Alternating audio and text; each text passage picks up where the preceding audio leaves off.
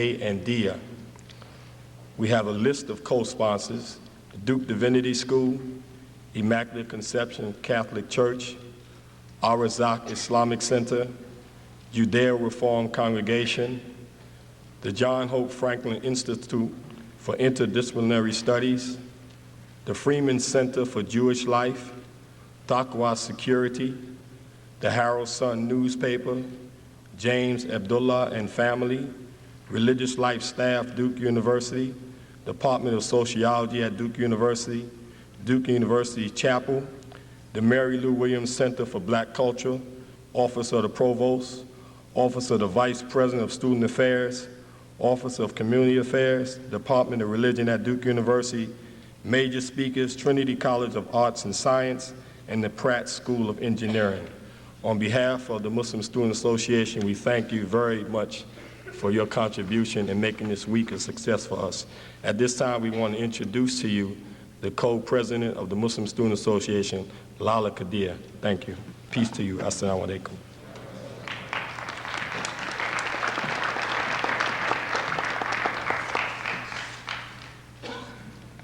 Assalamu alaikum, which is the Muslim greeting for peace be unto you. Good evening, ladies and gentlemen. On behalf of the Muslim Student Association, it is my distinct pleasure to welcome you tonight to our main event for Islamic Awareness Week.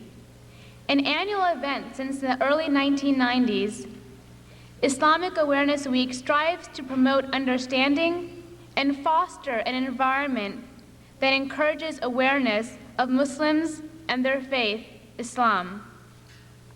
In addition, we endeavor to dispel common stereotypes, misconceptions, and ignorance that can become detrimental to our national integrity and character, as well as our global struggle for peace and justice. Tonight, we have gathered together as one community, seeking understanding, faith, and belief in the ideals of humanity. Although the debris from the events of September 11th have been cleared away, the images of hatred and desperation that was witnessed still haunts us. Only peace and justice can truly overcome such despicable acts.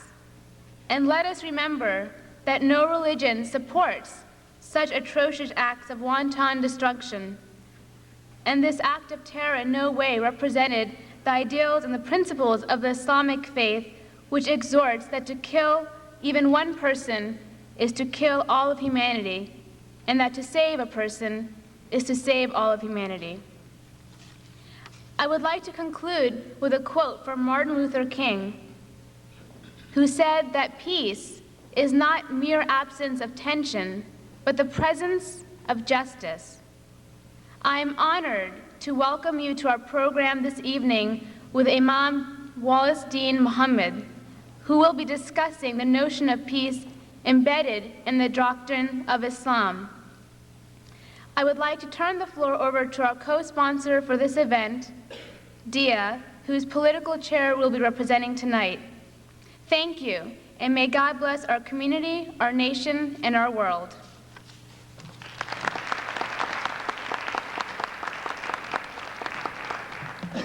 Good evening. My name is Richik Chatterjee, and on behalf of Dia, I'd like to welcome you to Duke University. In a time of intense global conflict, it's important to have an increased awareness and understanding of different religions and cultures. One of the goals of Dia is to work towards this mutual understanding between different religious groups. The underlying reasons on why South Asia is enduring conflict right now is because of religious differences and political power struggles. The road to understanding begins with steps. At an institution like Duke, with a leader like W.D. Mohammed, reflecting on the true peaceful nature of Islam to the larger Duke community. Dia would like to extend a warm welcome to Wallace Dean Mohammed. It is now my pleasure to introduce Dr. Larry Mineta. Thank you.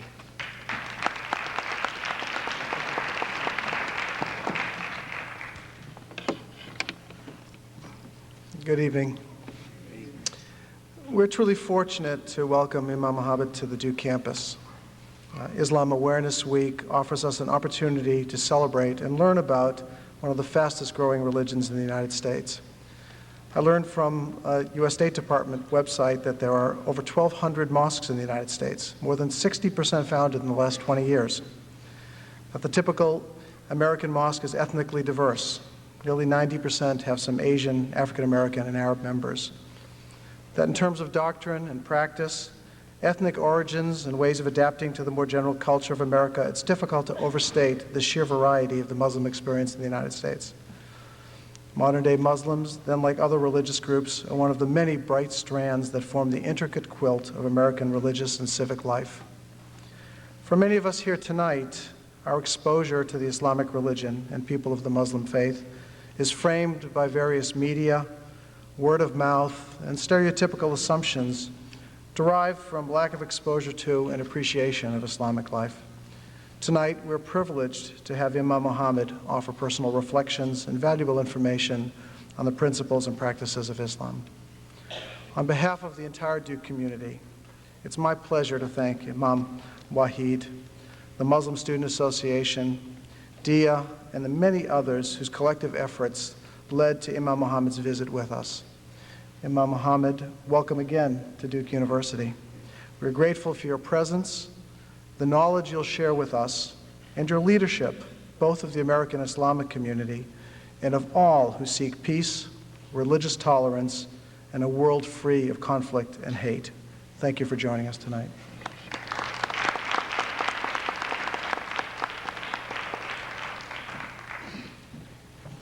It is now my sincere pleasure to introduce Durham's newly elected mayor, Mayor William Bell.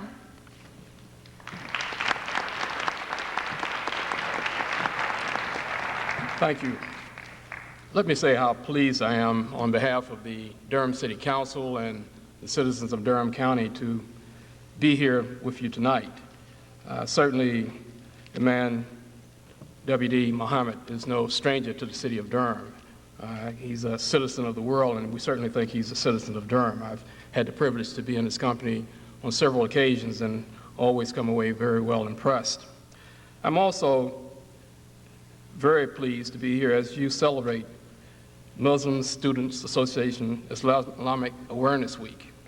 I had an opportunity a couple of weeks ago to visit with some other mayors from around the country, with President Bush in the White House, and later we traveled by train to New York City to visit Ground Zero. And if you haven't been there, being there even gives you more of a thought and importance of how important it is to somehow bring peace to this world.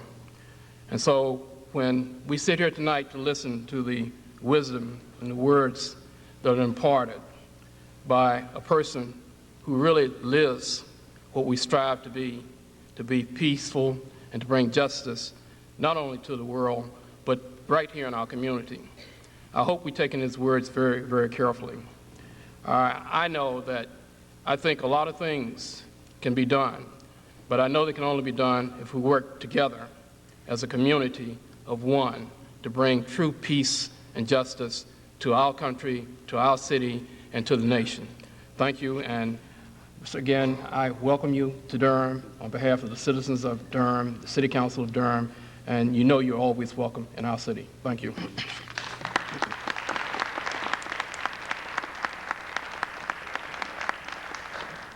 Assalamu alaikum. My name is Saima Hussain, and I'm co-president of the MSA. I have the distinct honor of introducing our speaker for tonight, Imam W.D. Mohammed, the leader of the Muslim American Society. He has been actively involved in religious, political, and social spheres. He served on the advisory panel for religious freedom abroad, founded by former Secretary of State Madeleine Albright. Imam Mohammed also gave a historical invocation in the U.S. Senate, the first ever given by a Muslim. Furthermore, he gave the Islamic prayer for the interfaith inaugural service of former President Bill Clinton. Imam Mohammed is also tirelessly promoting interfaith dialogue, through his efforts with members of various religious groups. Among the Imam's interfaith efforts include an address to the Muslim-Jewish Conference. He was also invited to meet the Pope with other religious leaders to address an interfaith assembly of over 100,000 people during an interfaith conference on the eve of the new millennium. He has been to numerous countries around the world, including Egypt, Palestine, Jordan, Poland, Bangladesh, Malaysia, and many more. In addition to all of this, Imam Mohammed manages to make time to give talks at local universities, including Harvard, Howard, Yale Divinity School, Georgetown, Emory, and of course Duke for the second time. We are honored to have him, and it is my pleasure to introduce him. Without further delay, I present to you Imam W.D. Mohammed.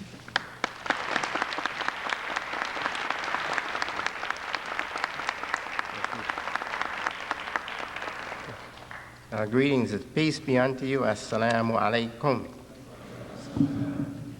We praise God, Alhamdulillah, Rabbil Alameen, who is the Lord, keeper, cherisher of all the worlds. We witness that he's one, and that Muhammad, to whom the Quran was revealed, is the last of the prophets and the seal of the prophets. I'm very pleased again to, and honored, my community is honored, that I've been again invited to come here on this campus of Duke University and address this audience, distinguished persons and believers, Muslims from around the area and non-Muslims in this beautiful Duke Chapel.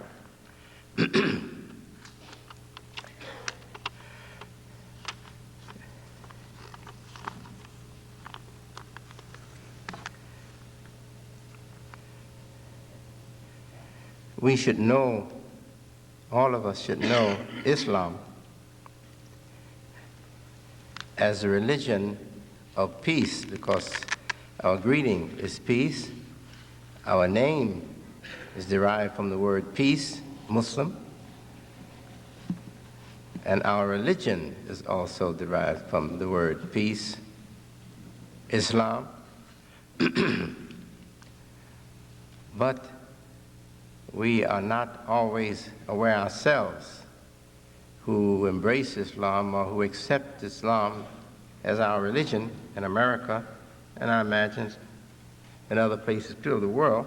We are not aware of this religion as a religion of peace, and ourselves as peacemakers, and our greetings as a greeting of peace. We are more aware of ourselves as an ummah, or community, an international body of people following our Prophet Muhammad and the book that he received from God to all of us, the Quran. And it's very important that we do understand that Muslims are a community and that Islam is a message from God to the people of the world, not just to Arabs or Africans, but to all the people of the world, to guide us into the best model of community life. Muhammad the Prophet, peace be upon him, he was preaching the religion and given the Quran as he received it over a period of 20 years, 21 years. However, during the first 10 or 11 years, he was in Mecca, and the religion was not established yet. It was just being taught.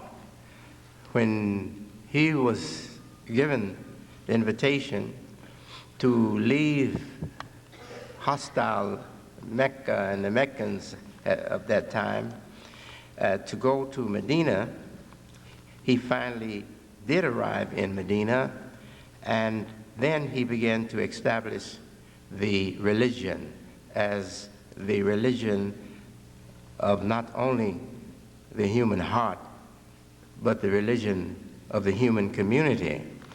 Prayers, daily prayers, 5-time prayers were established, and a center for teaching and educating the adherents in the knowledge of Quran and Islam, following the way of the Prophet, began. And the community grew, was established under his leadership. In fact, he took his own hands and picked up bricks and worked with the workers to build the first mosque or masjid there in Medina. Peace be upon our Prophet and blessings. God says to us in our holy book, "O you who believe, save yourselves and your families from the fire." Yourselves and your families from the fire. And in another place, the fire is described, is given description. Fires that send flames leaping over the sentiments or the hearts of human beings. The fires of appetite, the fires of ill passions, the fires of disappointment, the fires of anger. Our prophet once said, prayers and peace be upon him, to someone. He told them, do not be angry. Do not be angry. That is, do not feed anger, resist anger when it arises in you or in us. We are to resist it. We are not to feed it. It's like feeding the flames. We know that ill passions, appetites that are not lawful for the religious community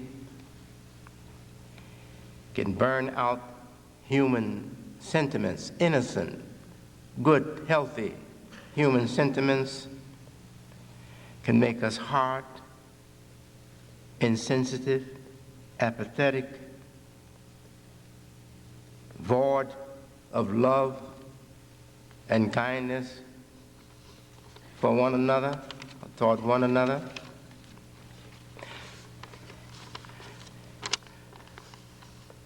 And when we become victims of the fires,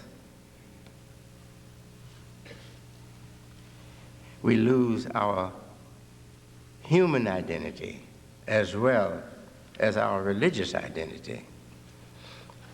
The worst is to lose our human identity and behave like animals, be as cruel beasts, devouring each other, devouring each other's properties. This is the curse, the first taste of the hellfires, death and the hellfires. Pakistan's president, I read in the Chicago's daily papers, rejected all forms of terrorism. The terrorism that we are witnessing now in the world is very strange and very difficult for just an observer to really identify or describe. Most of these Muslims who have the name Muslim, and I'm sure in their own hearts they believe they are good Muslims, who sacrificed themselves to get at their enemies are not persons that have the common sins that we are aware of. They are not persons who want violence or want to destroy things. They are not persons who drink liquors, drink strong drinks, or use narcotics. They are not persons who are indecent in their behavior as members of society or as family members.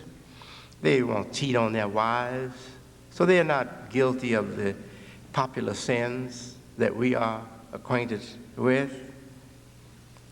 They have been driven to the point of insanity by horrible things that has happened in their lives.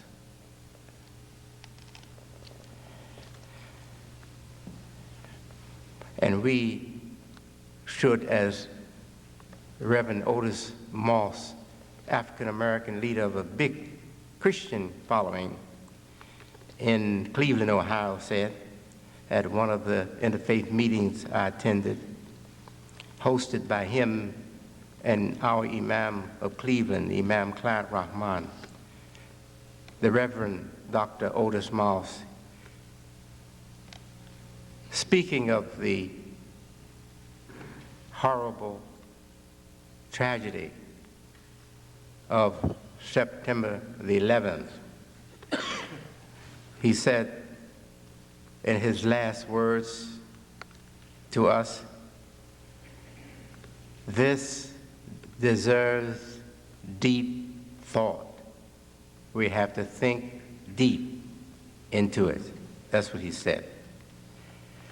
And I felt that I was really thinking and feeling the same thing that he was thinking and feeling as he gave these words to the audience.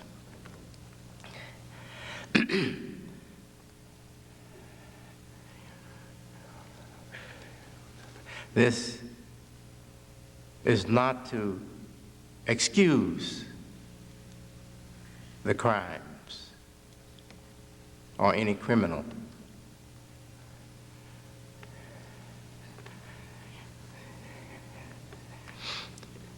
This statement from the President of Pakistan went on to say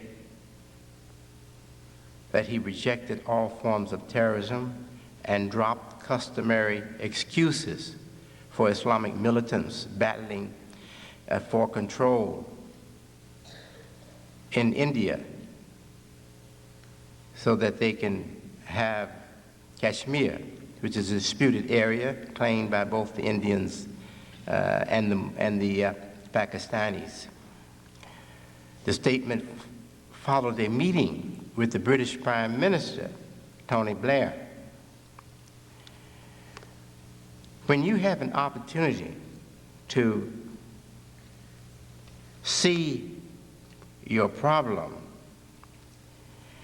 in a bigger picture of relatedness, these things are related. Our problem that we have in the Middle East is related to the problem that's in Kashmir and even outside of the Muslim circle. And whether it's related directly or not, is related, because what we do in one area affects all other areas in time once the news get to those other areas. And it affects the life and interests of others that don't identify with our life, the Muslim life. That we could accept to meet with each other and talk and remain sober and respectful of one another we can have more peace in the world, more peace in the world. For those wounded by tragedies and bad treatment from others, they have their own opinion of what is right and wrong. They have their own opinion of what is justice and what is not justice. Their hearts are their scales for weighing justice. And how we perceive what is right or wrong, or what is just or unfair, not just, depends on what our own circumstances are and what our own life is in those circumstances or under those circumstances. Given the problems and complications in the peace effort for the Middle East, or for the Mideast, Kashmir, and other areas, many who are wounded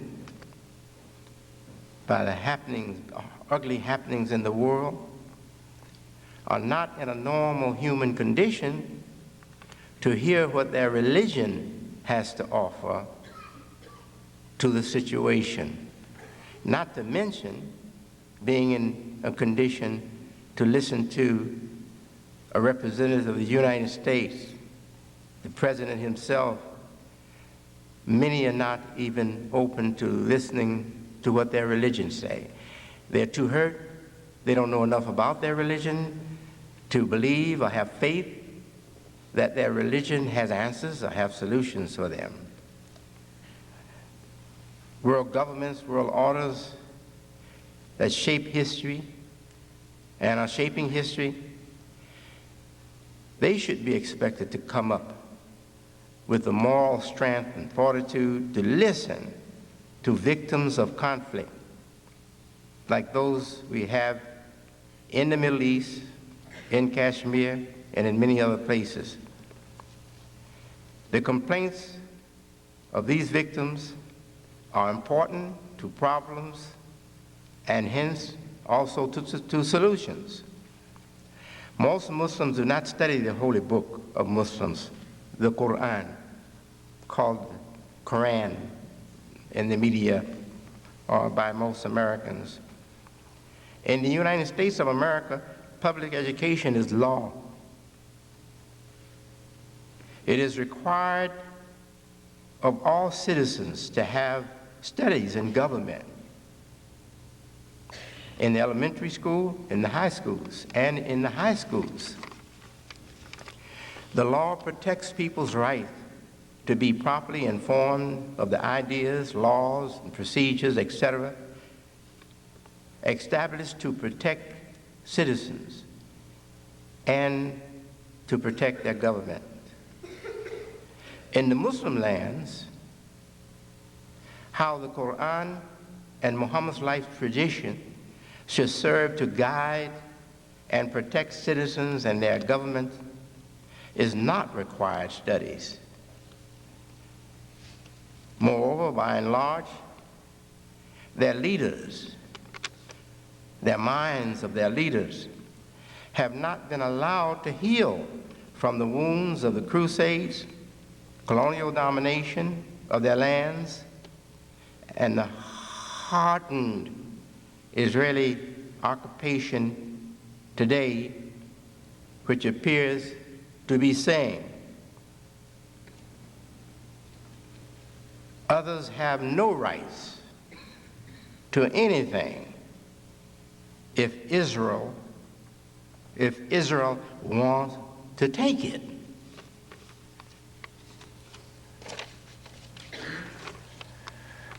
In the Quran, the holy book of Muslims, Allah, the Lord Creator, says to us, "And take the better thereof." The sacred scriptures, the book of the Jews, or the books of the Jews, Torah and their books, the book of the Christians, the Bible, and the Quran. All shows human life in its excellence and also in its ignorance, in its sins. Holy Scripture is a compliment to man, a warning against temptations too. Temptations inviting humans to divorce their upward movement for low desires, to divorce their high calling for a corrupt life. All of this is given in history, in our scriptures, as a history of people who went astray. If we go to these scriptures without good motive, clean motive, we will think we are recognizing something that we should accept and apply to our own lives, or for the good of our own lives, and it'll be something really condemned by the scriptures. We'll be reading something out of context, or reading something without an understanding of what is being said by God and to whom God is speaking. The Bible and the Quran are for leaders and for their publics. But we know that many portions of Bible and Quran are too complex and too difficult to understand for the common person. What I'm saying is that the Bible and the Quran are scriptures of the religious people, need to be taught, and need to be taught by honest, decent people who are well-meaning, not those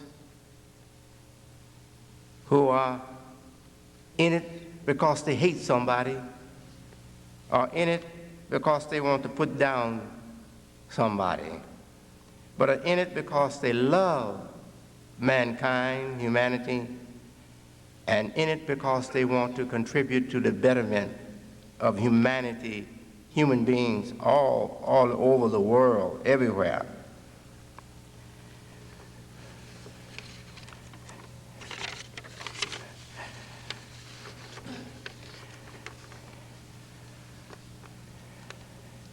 The Quran came down to humanity, mankind, as a guide to the best human behavior, as a guide to the best moral life, ethical life, industrial life, governmental life, financial life, devotional excellence. This is what the Quran came down to us for, to have us turned on to devotional excellence. Muhammad, the prophet, he said that God has inscribed excellence on everything, or for everything. And he said, another saying, whenever the believer endeavors to do something, the believer seeks to perfect it make it excellence. The prophet also has taught us that God is beauty and loves beauty. But we miss all of this when we get into an entanglement with enemies, people we have complaints against, people we want to see punished for the wrongs they have done to us, and we lose ourselves. We lose more than our religious identity. We lose our human identity.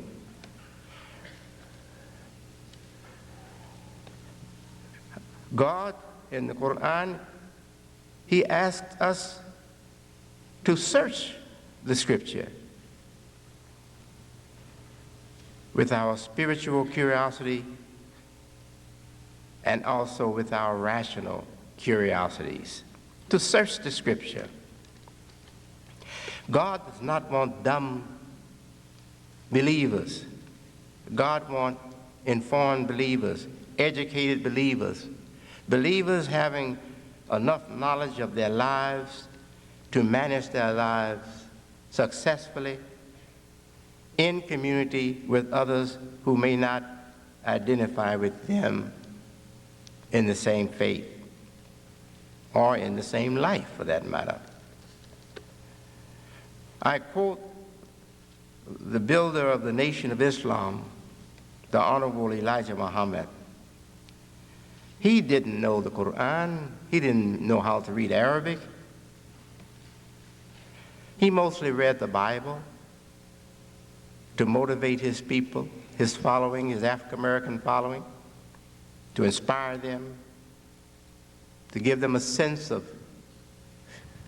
the fear of God, a sense of the need, obligation to obey God.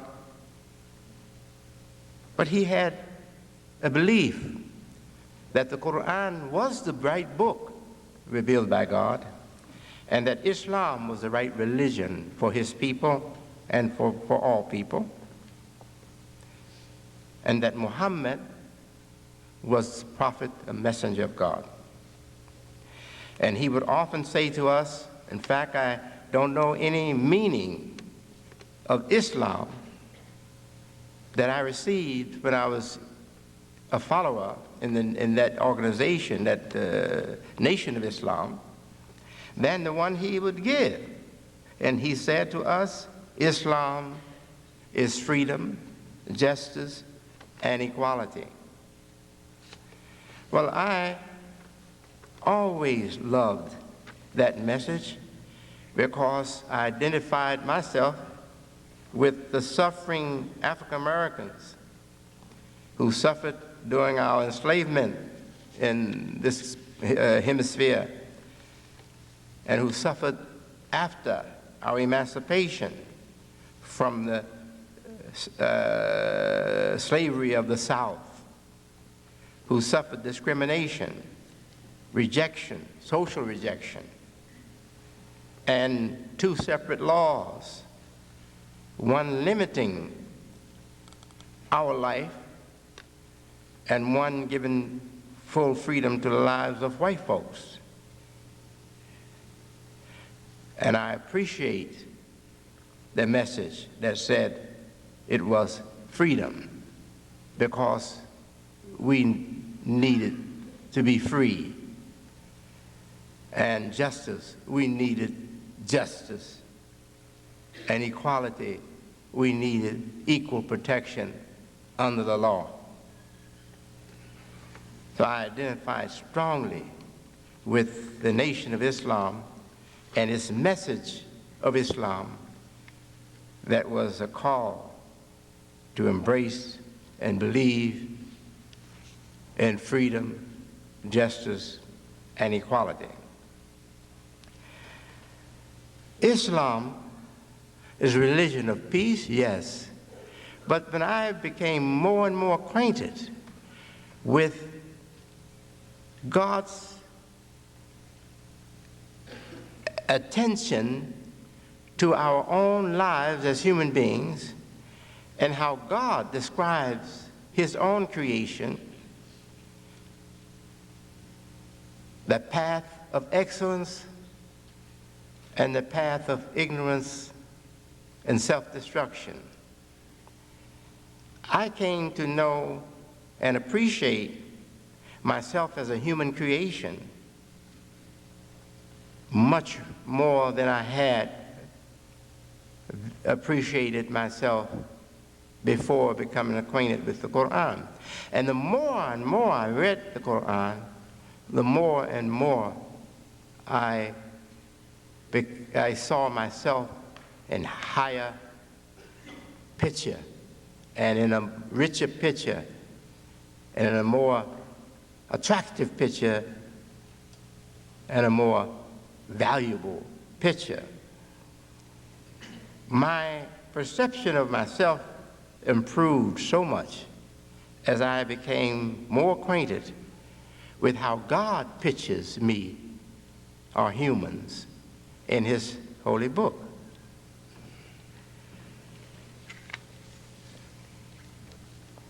I would like to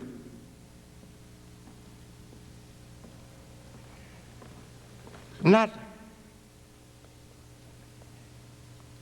really bring trouble to the audience,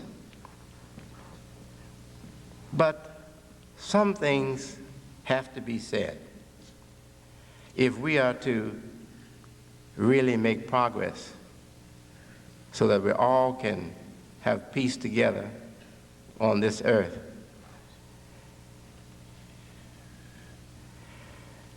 Palestinians are victims. Palestinians are in prison. The whole people we call Palestinians are in a virtual prison. And the hardened Israeli government people have the key to let them out, have the key to lock them in.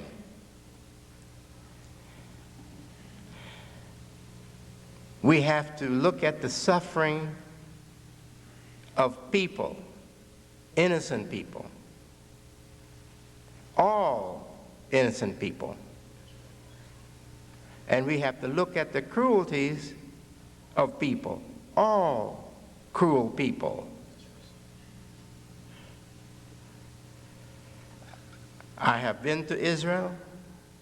I have been to the Palestinian quarters.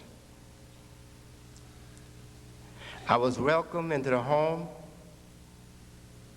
of some of the finest human beings I've ever met, Jews in Israel.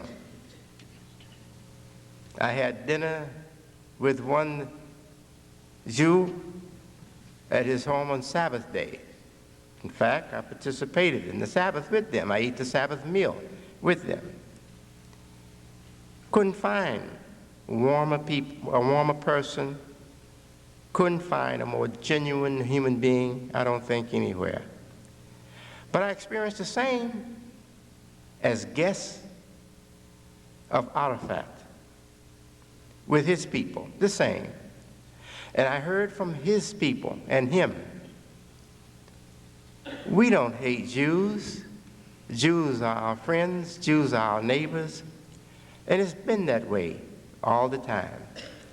What they meant is that before Israel was created, in 1947 I think it was, they had lived with Jews and they had no intention not to stop living with Jews as friends and neighbors.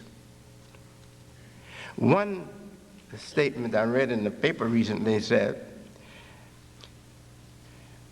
the professionals need to be called out of the Mideast situation and leave the people alone, and they'll find their own peace. Maybe that would happen, but I doubt it. It's more complicated than that. But we need our professionals to be open and to have the moral courage and faith in humanity, if not in God, to listen to the complaints of all victims and do justice by all victims. When I think of the Holocaust, my heart cries for the Jews, the victims of the Holocaust. But also when I look at some of the rigid rulers, leaders now in Israel, I see a creation of Hitler. You can become yourself so scarred by trouble in your life as a people or by trouble in your personal life that you will become unhealthy and unfit to do justice by other human beings. I conclude my talk. Thank you for the opportunity. Peace. Assalamu alaikum.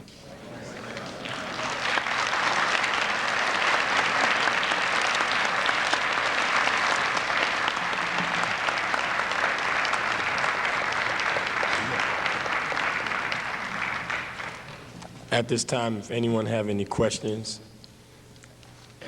please, there should be some mics. Are there mics where the persons can come and ask their questions? If not, please come as close as you can and raise your voice a little bit. Or if you say the question, I'll try to repeat it so we can get it on the tape, please.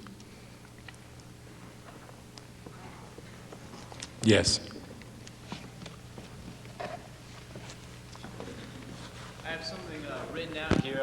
I wish I had a mic. So should I just shout it out here? Yeah. Okay. Mic. Mic.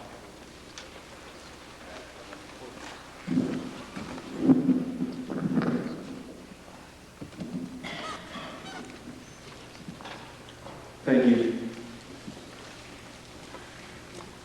Mr. Mohammed, it's an honor to be here and have heard you spoke. But I want to share a few quick quotes, make a comment, and then ask a question.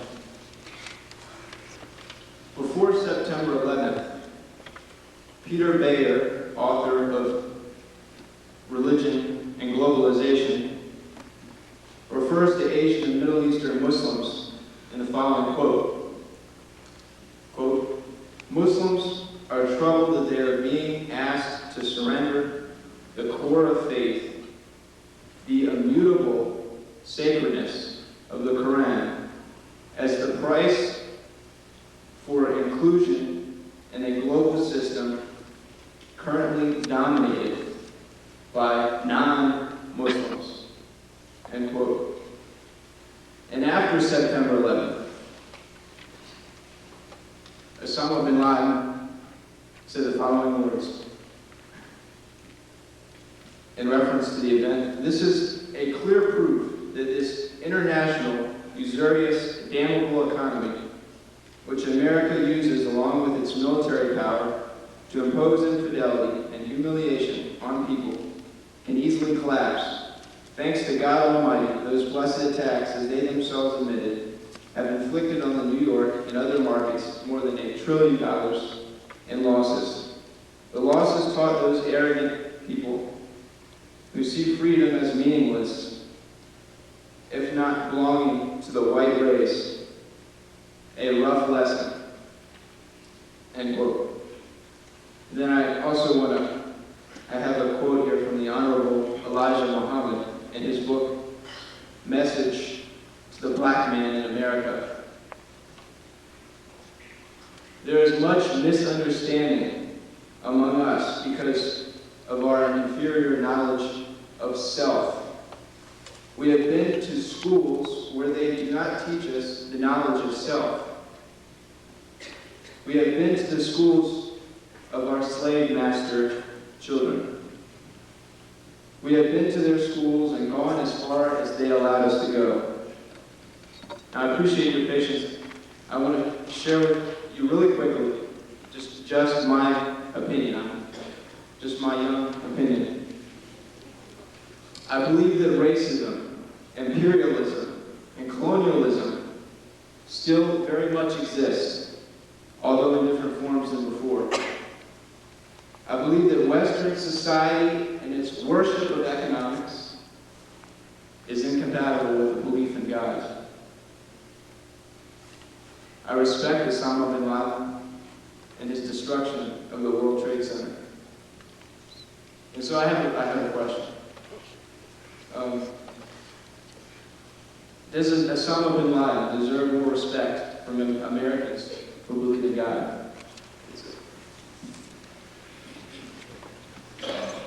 Can you repeat the question again for me? I'm not sure I understood the question. I didn't hear it clearly enough. I heard everything up to the last part of the question. Now ask the question one more time. Okay. Does Osama bin Laden deserve more respect? Does his cause deserve more respect from Americans who believe in God? All right, thank you.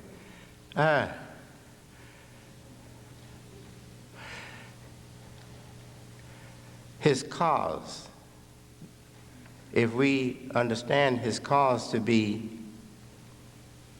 justice, he wanted justice and wanted to see the world become a more just world, fair world, to see Muslims freer to practice their religion and have respect for their way of life, etc.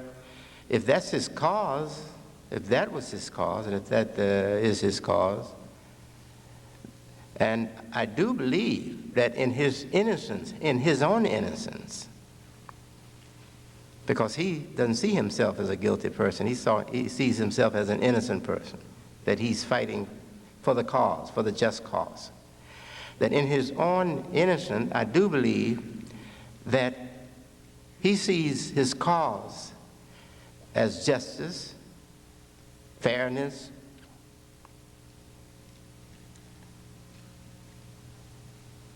so I would say to your question, yes, we do owe it to ourselves to study what created him and his actions,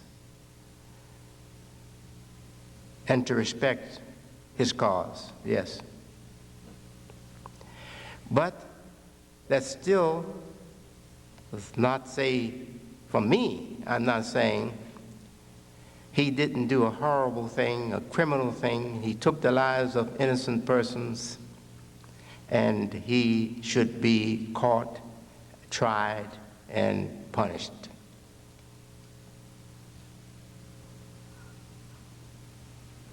But his case should be heard. We should know him better. There's never a justification for taking the lives of the innocent. And I will give you what God has given us in the Quran. God says, never depart from justice, even when you are pressured by an enemy to depart from justice. Never depart from doing justice. And God says, for justice is nearest to piety. Now, is it justice because we are suffering? To get at our enemies, even if it means killing innocent women, elderly persons, children. Some of them might be our friends, that if we had a day in court, they would be on our side. We don't know who we're killing. It's never, in my understanding, accepted that we kill the innocent to get at the guilty. And God says, no bearer of a burden should bear the burden of another. When we hurt or kill the innocent to get at the guilty, we are putting the burden on those persons, their families, the survivors who will mourn the loss of their family members, etc. And also, God says to us in our religion, and die not except as Muslim. And Muslim means you die as a peace-loving person obeying God,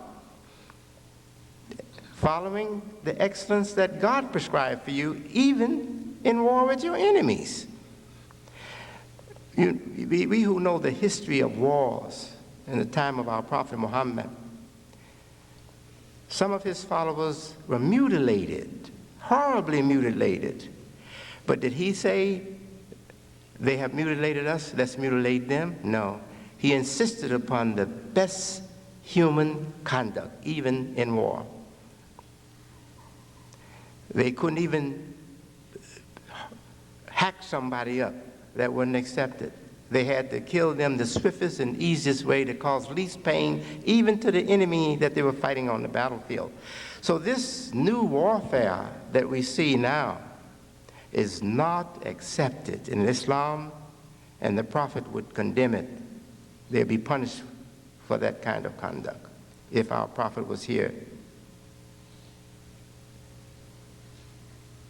Their cause should be heard.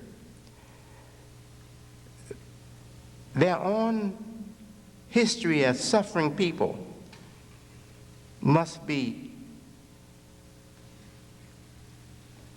known. We know the suffering of the Jews, and they have our hearts, all the hearts of decent human beings. But now, should we only now look at the suffering of Jews and not also look at the suffering of others? What I'm saying to you, my dear brother in humanity, is that I agree with you, but I don't exactly perceive it as you perceive it. And therefore, my reaction to it will not be your reaction. But I do agree with you that this world is terribly unjust, and America exports too much that is killing humanity and punishing and afflicting humanity.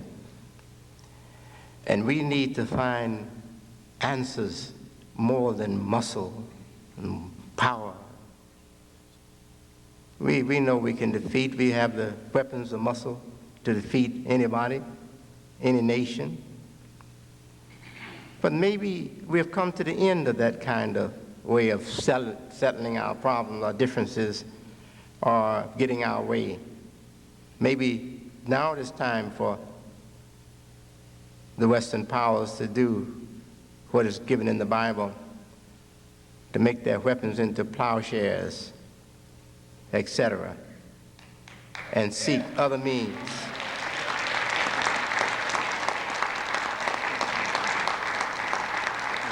And I believe we are expressing the popular sentiments of the American public, and you may be surprised, also Israel's public. You have another question? We have another question.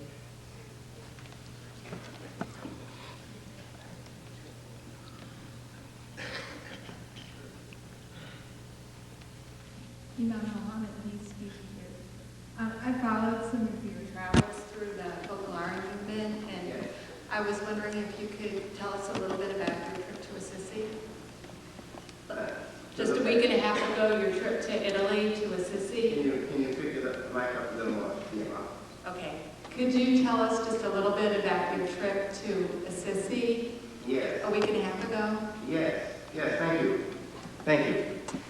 Yes, we received invitation from the Vatican, the invitation of the Pope, John Paul II, to be his guest, again at the Vatican, with religious leaders from around the world.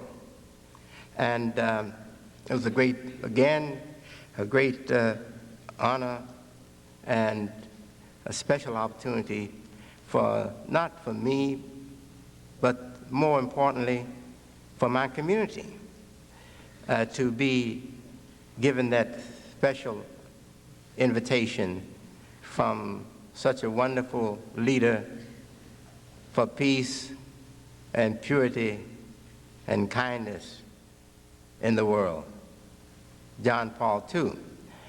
What surprised me when I got there was I believe that at least a third of the participants, and there were hundreds, were notables from the Muslim world, from the various countries. I met my dear friend that I became acquainted with when I was a very young man, young like these students, Muslims, members of the Muslim Student Association, the assistant president, and others that I met here tonight.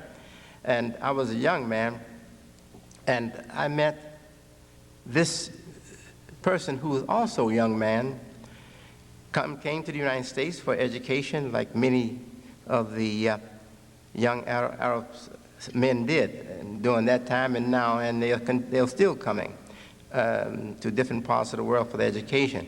And I saw him first at my father's house with about 20 or 21 other members of the Muslim Student Association of the United States and Canada. And we became acquainted. We would meet on the campus of IIT, Illinois Institute of Technology, and we would have recitation of Quran, reciting Quran in rhythmic voice, chanting, and also the congregational prayer on Friday. We'd have it together. And he's the president of the Islamic Cause Society based in Libya. And I had to give you that description of him because I don't want people thinking that my friend is Gaddafi.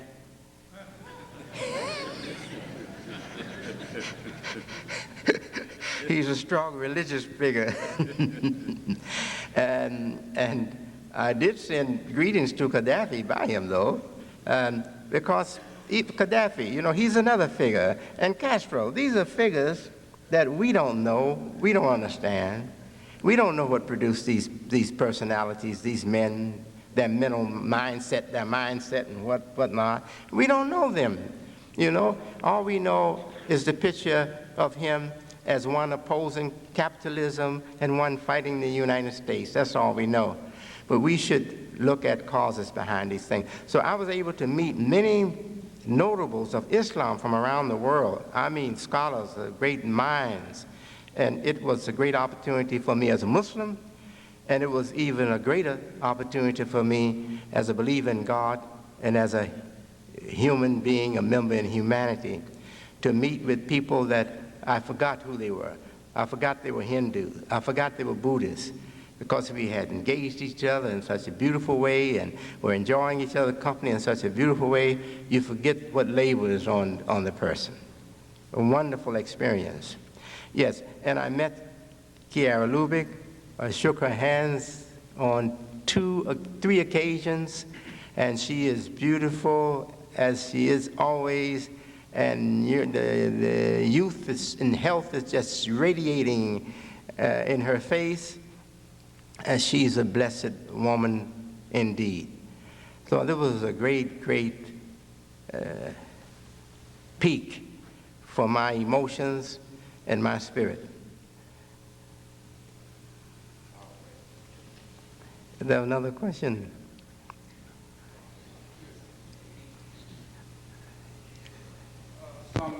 Alaikum assalam. Do you think you might need the mic? If you just lift your voice so I can hear you. In view of September 11th, how would that affect society and the lower-income people as a whole in America? How does it affect the lower-income people? low-income people? Yes, sir.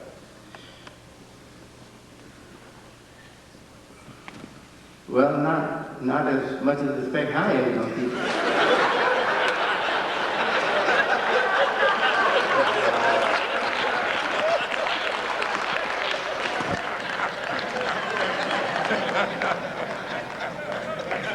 We're going to make it, brother.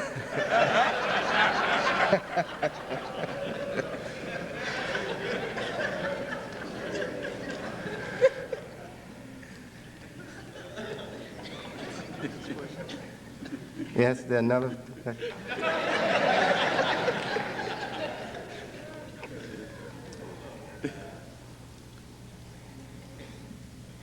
Yes. Good evening. Has your view of Islam changed very much from the Honorable Elijah Muhammad's? And if so, how has it changed? Changed. I missed some of the words. That my view of Islam changed something about like what? Changed what? Has it changed? Oh. Yes. Okay. Yes. Well, to be truthful with you, I was not converted to my father's way from the church. When I was born, my father had been for 2 years, almost 3 years already, identifying with a new idea, a new belief. I think because of that, I was freer than most of the followers to think rationally and ignore those things that I couldn't understand. Just put them aside, not condemn them, but just put them aside because I couldn't understand them. For example, I could never understand, and I need to tell you all this to explain, to answer your question. I could never understand, even as a boy, before I reached my teenage, I couldn't understand how a black God would create white devils to carry us through the hell that we came through. I couldn't understand that. And they gave an explanation now, but for my little mind, then and now, I can't understand it. The explanation was that God had to prove his power over evil, that he could create evil and give evil the power to rule in the world, and he would survive that. Well, in my little mind, even then, I said, he's God. He's supposed to know the answer. He's supposed to know he will survive it. So who's he proved it to? We believe that he survives alone, and nothing can harm him, you know? So it didn't make sense to me then. So as I began to become more acquainted with Islam, as Muslims believe it all over the world, from the number one source, the Quran, of course, and then I read books by Maulana Maududi of Pakistan on the life of Prophet Muhammad. Easy to read books, thought book, and it just endeared me so much to Prophet Muhammad. And gradually, I saw myself facing those things that I couldn't understand and did reject, but I didn't put them down. That is, I didn't say, the Honorable Elijah Muhammad told us a lie. That story about God is wrong. I didn't do that. I just left it alone. But as I began to learn more about real Islam and the real God from the Quran and Muhammad the Prophet, I began to pick those things back up again and look at them. And I saw a powerful psychology, a powerful strategy to get Islam into the heart of the poor black community. And I don't justify it, I don't excuse the lies and the wrong, but I say I appreciate the good intent of Mr. Farad and the Honorable Elijah Muhammad, And I pray that God will reward them for all their good, and that their good will weigh heavier on the scale than their errors that they made. In the name of goodness and God. They didn't do it against God. They did it to help bring us to God. I did change. I changed a lot. But I was changing from the time I was a little fella. I remember once we lived on 6116 Michigan in Chicago, South Side, and my father and mother was going out to the temple, to the meeting, called them temples back then. Now mind you, they were called temples up until 55 maybe, called temples. And the secret order called the Shriners, the Masons, they called that place a temple too, you see. So they were saying something to us all along. And he didn't say it was a mosque. The place of Muslim is called mosque, not temple. He didn't say it was a mosque. It took a Jordanian who the Honorable Elijah Mohammed invited to teach us, the high school students, Arabic, so we could learn Arabic and learn to read the Quran in Arabic, to sit down and discuss with my father some problems of language that was very serious. You know, in the land of the Turks, in Turkey, they don't call Muhammad Muhammad. They call him Mehmet. That's how they pronounce it, Mehmet. You know how we were told to pronounce our names? And I pronounced my name that up until 53 or later, Muhammad. Yeah. All of us, they ask us what our name, we say Muhammad, Wallace Muhammad, Ethel Muhammad, Lottie Muhammad, Emmanuel Muhammad. They're my brothers and sisters. Nathaniel Muhammad, Akbar, even Akbar, young Akbar. No, he came, yes he was, oh yes. Akbar too, Akbar Muhammad. He was old enough, he got caught too. And our places of worship called temples. Temples, the holy temples of Islam. That's what they were called. So we have a lot to understand about the teacher of my father, Mr. Farad, and my father, his obedient student, Elijah Muhammad. Yes, I'm sorry I took so much time on that, but I just wanted to share it with you. Yes, so while you're coming, one day when they left me alone in that house on 6116 South Michigan, I felt afraid the house started squeaking, you know, when the house cooled and nobody in it, it started making noises. So I raised my hands to pray like we were taught to pray. And I said, oh Allah, if I'm not seeing you correctly, please help me see you correctly. I was only about 11 or 12 years old. So I started changing early. Yes, sir.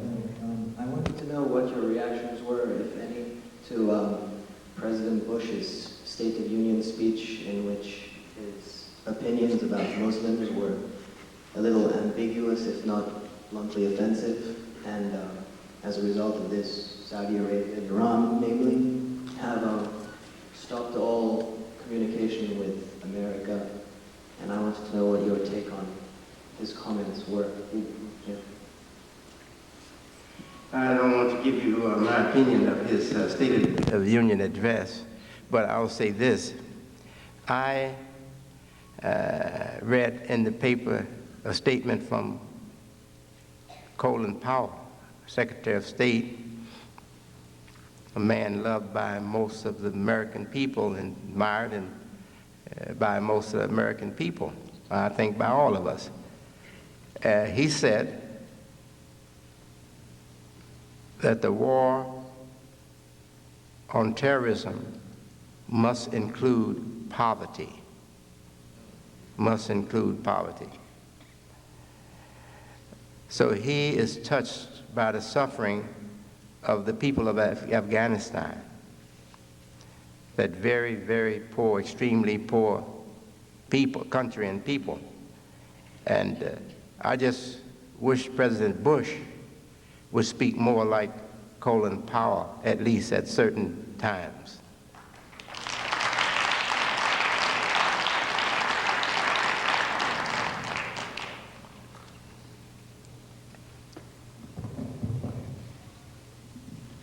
Assalamu alaikum, Imam. Wa alaikum assalam. I don't have a question for you, but I have been wanting to do this for some time, and every time I get, a little nervous. But I just want to thank you. I just want to thank you for teaching us. I just want to thank you for the strength that Allah has given to you. I just want to thank you for being the brother that you are and for your guidance. And I pray that Allah just continues to guide you and continues to strengthen you. And I hope you'll be back in North Carolina real soon.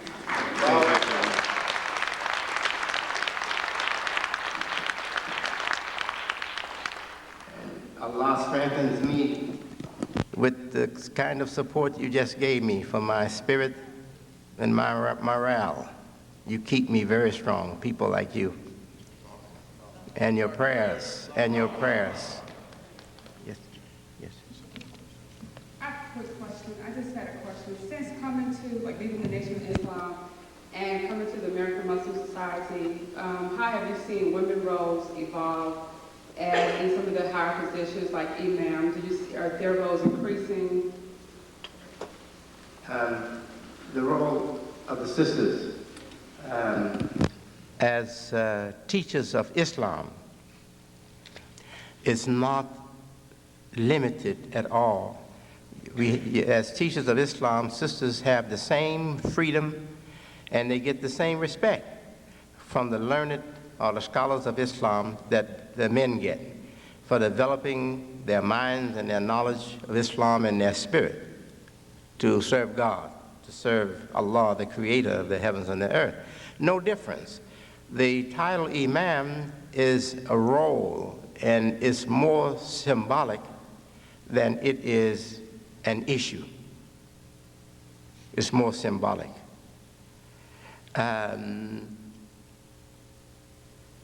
We have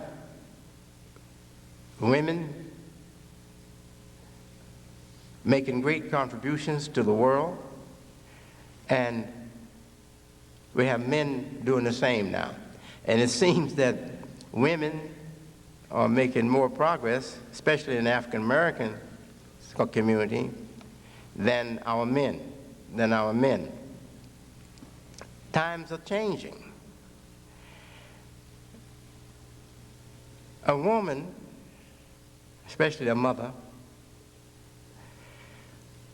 she has no problem saying to her son, I want you to be the man. And she has no problem raising her son to be the man. Doesn't mean that her son is going to be higher in intellect or in any other way than the mother. Maybe the mother will always be higher in intellect than the son, but something is in her nature to want to have him know that she respects him as the man. God and Islam and Christianity wants to preserve that respect in society for the male. The society, the world, was made civilized because men went out from the home. They were free to do it. They didn't have to spend 9 months in carrying a child and another year or a few years caring for the child until the child could manage for itself. They were free to go out in the world and explore the world and open the world more and more to human life. So man will always be respected in religion for being the one that goes out in the public and address the problems of public life. It doesn't mean the woman is beneath the man at all, spiritually, intellectually, or in any other way. It's the value of that role of man in society, in history and in society, that is preserved in religion. And sometimes the inferior saves the world, not the superior.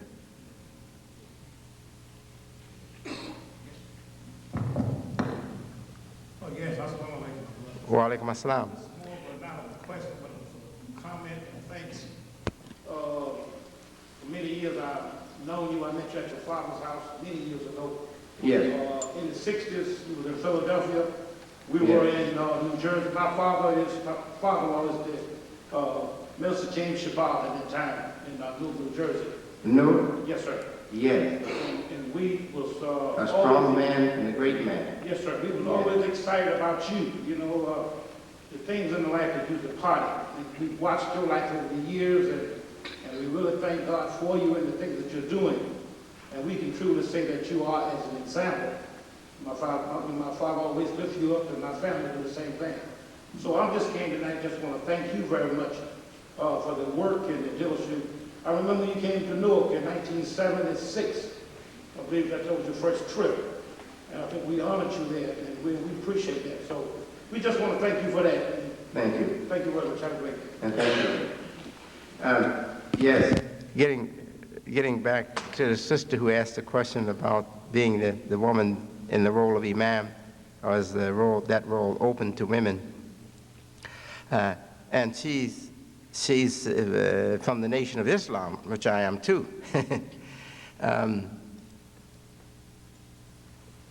In the Nation of Islam, a sister can be minister.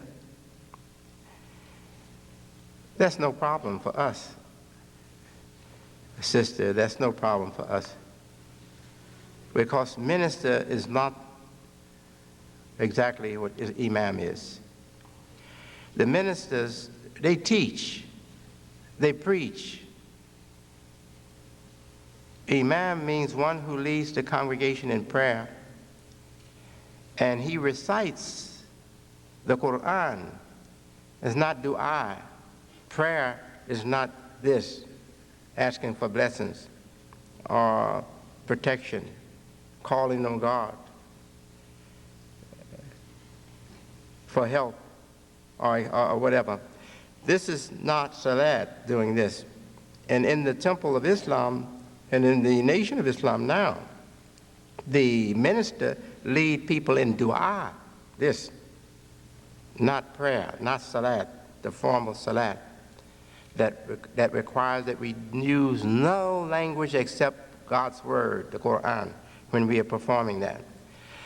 So, in my opinion, we could have ministers now who are women, men and women. They could be ministers altogether. There's no problem. But the role of imam, there is a problem. There should only be male man, not females. It doesn't say he's better than you. No. It says that's his traditional role. From the time God gave word to the first man, it was the man that spoke what God gave to the world. You know? So it's different. I hope you understand what I'm saying, sister. Okay? One more? Okay. Assalamu alaikum. Wa alaikum assalam.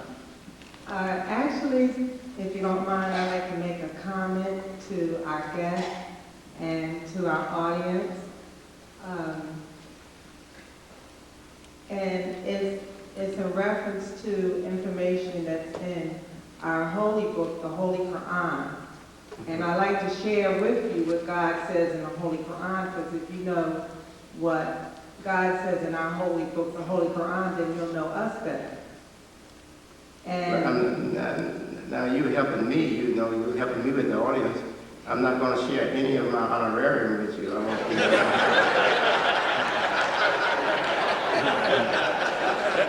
But this kept going, over and over while we're sitting down. So I believe that it's a good thing to share.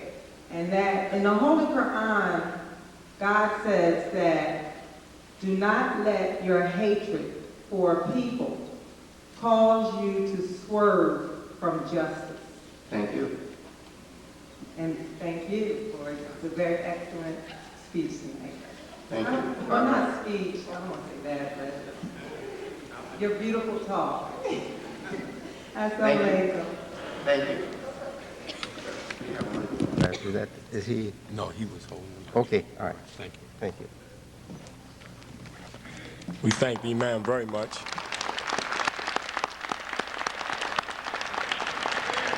Allahu Akbar. That means God is the greatest. And God willing, Imam W.D. Mohammed will be back in North Carolina 2 weeks, February 20th at North Carolina Central University. I'd like to bring Lala Qadir back up.